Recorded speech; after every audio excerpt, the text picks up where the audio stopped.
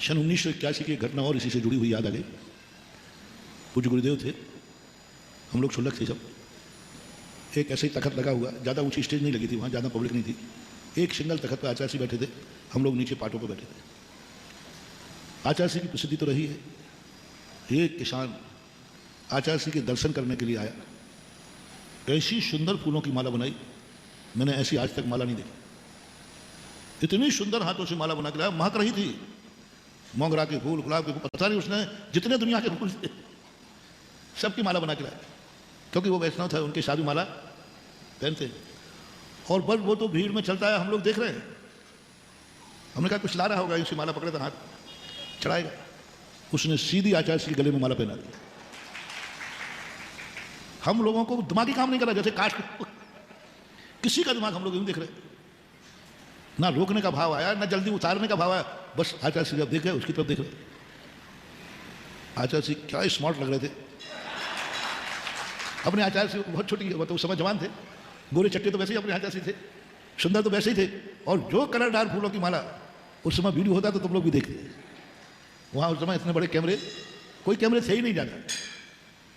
और आचार्य से इतने बढ़िया, वो अभी भी मुझे झूल रही है आचार्य की तस्वीर, इतनी बढ़िया।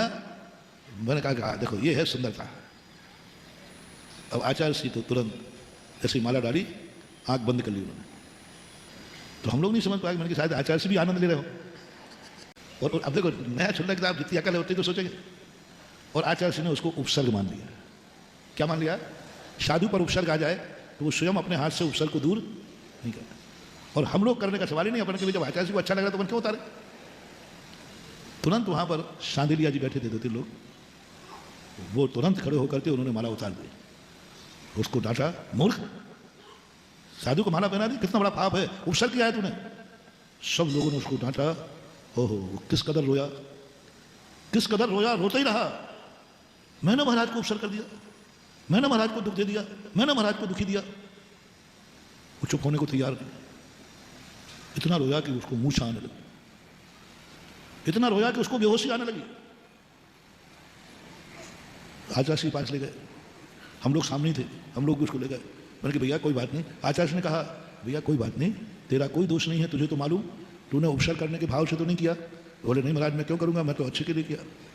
लेकिन हुआ तो आपको कष्ट तो हुआ। पर उसका आंसू नहीं रुका, आंसू नहीं रुका।